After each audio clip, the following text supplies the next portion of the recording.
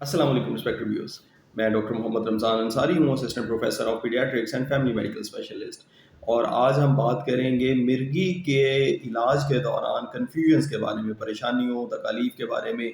क्या चीज़ें हैं जो मरीज़ों को ज़्यादा समझाने की ज़रूरत होती है, क्या चीज़ें मरीज़ गलत करते हैं और उसको सही करने की ज़रूरत होती है। नंबर वन, मिर्गी के मर्ज़ में डाइट किस तरह की लेनी चाहिए। इसको कहते हैं हम कीटोजेनिक डाइट। इस तरह की डाइट लेनी चाहिए जिसमें मक्खन और गोश्त का इस्तेमाल ज़्यादा हो, मक्खन के इस्तेमाल से और कार्बोहाइड्रेट्स और ग्लूकोज का इस्तेमाल कम से कम हो। कुछ खास ऐसे अमराज होते हैं जिनमें ग्लूकोज कम की होने की वजह से मिर्गी आ रही होती है, उसमें ऐसा नहीं है। लेकिन बाकी तमाम मिर्गी के मरीजों के ऊपर ये रूल अप्लाई किया जा सकता है कि उनको कीटोजेनिक डाइट दी जाए, ऐसी डाइट जो कि उनके जिस्म में जाके कीटोन बॉडीज बनाए, तो वो मिर्गी से मरीज को जल्द बाहर लेके आ जाएगी। नंबर दो, कन्फ्यूजन होती है ड्यूरेशन ऑफ ट्रीटमेंट के बारे में कि जी डॉक्टर साहब ने 6 महीने की ट्रीटमेंट बताई थी, हम 6 महीने तक बस हमने मेडिसिन लेनी है, चाहे उसके दौरान जितने मर्जी झटके लग जाए। नहीं, 6 महीने अगर ट्रीटमेंट बताई गई है या 2 साल या 4 साल ट्रीटमेंट बताई गई है, तो उसके दौरान एक भी झटका अगर लग गया है तो नेक्स्ट डे आपका पहला दिन है ट्रीटमेंट का दोबारा, यानी नेक्स्ट डे से आपका कोर्स दोबारा से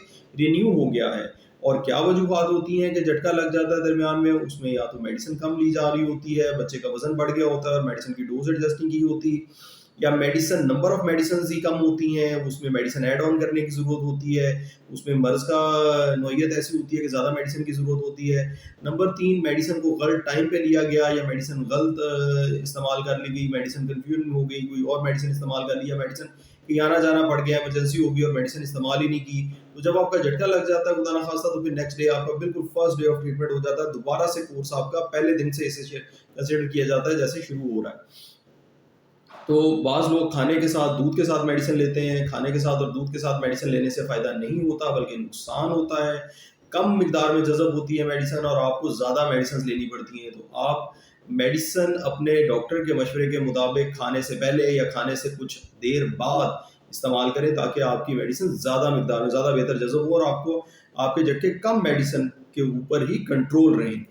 नंबर तीन, मेडिसिन लेते हुए क्या क्या मसाइल का सामना करना पड़ता है। मसलन गनूदगी होती है, लोग बहुत गनूदगी को बुरा समझते हैं कि जी गनूदगी हो गई, और बहुत सारे लोग बहुत उसे इंजॉय भी करते हैं। लेकिन गनूदगी एक लाज़िम व मलजूम साइड इफ़ेक्ट है। अगर वो मेडिसिन ब्रेन में जाके आपके एलिप्टोजेनिक फोकाए को सुप्रेस नहीं कर रही, तो वो गनूदगी भी नहीं पैदा कर रही, तो इसका मतलब है कि वो दोनों काम फिर साइमल्टेनियसली नहीं कर रही अच्छे।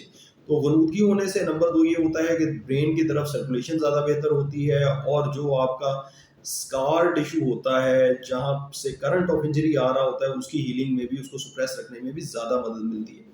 सो ये एंटी एपिलेप्टिक मेडिसिन के साथ थोड़ी सी मिकदार में गलूदगी का होना लाजिम है। फिर थर्डली, जिगर के ऊपर ये नुकसान पहुंचाती है। ये मेडिसिन जो होती हैं एंटी एपिलेप्टिक मेडिसिन, जिगर को नुकसान पहुंचाती हैं, तो जिगर का टेस्ट फ्रीक्वेंटली करवाना बहुत लाजिम हो जाता है। कुछ मेडिसिन जो है उनके साथ वेट गेन होता है, वेट बढ़ना शुरू हो जाता है, कॉन्ट्रारी टू द फैक्ट, जैसे कि हमारे लोग बताते रहते हैं बहुत गर्म दवा है जी, इसके साथ तो जी आपका जो जो है वो सारा कुछ खत्म हो जाएगा, वजन कम हो जाएगा, ये हो जाएगा। ऐसा नहीं, बल्कि मेडिसिन के इस्तेमाल से वेट गेन होता है, भूख ज़्यादा होती है, तो इसमें वेट को कंट्रोल रखना भी बड़ा ज़रूरी हो जाता है। वेट अगर आपका ज़्यादा बढ़ेगा तो मेडिसिन की डोज बढ़ानी पड़ेगी, और जो आप मेडिसिन खा रहे हैं वो आपके जिसामत और वजन के लिहाज से कम हो जाएगी और उसके साथ झटके हो जाएंगे। फिर विटामिन डी की और कैल्शियम की डेफिशिएंसी लाजमन हो जाती है ऐसे लोगों में जो कि एंटी एपिलेप्टिक मेडिसिन ले रहे होते हैं, तो उनको कैल्शियम और विटामिन डी का सप्लीमेंट साथ देना बड़ा ज़रूरी हो जाता है। विटामिन बी कम्प्लेक्स की पूरी मिकदार जिस्म में हर वक्त मौजूद होना भी एंटी एपिलेप्टिक ड्रग की इफेक्टिवनेस के लिए बहुत ज़रूरी है। अगर आपके जिस्म के अंदर विटामिन बी कम्प्लेक्स की पूरी मिकदार नहीं है, विटामिन सी नहीं है, तो आपका जिगर मेडिसिन को अच्छे तरीके से इस्तेमाल भी नहीं कर सकेगा और उसे टाइम के साथ मेटाबोलाइज करके जिस्म से बाहर भी नहीं निकाल पाएगा, और उसके साथ फिर मजीद प्रॉब्लम होने के और जिगर को नुकसान होने के खदशात हो सकते हैं। तो ये थी व्यूअर्स मेरी आज की गुजारिश। मुझे उम्मीद है आप लोगों को इससे फ़ायदा होगा। अस्सलाम वालेकुम।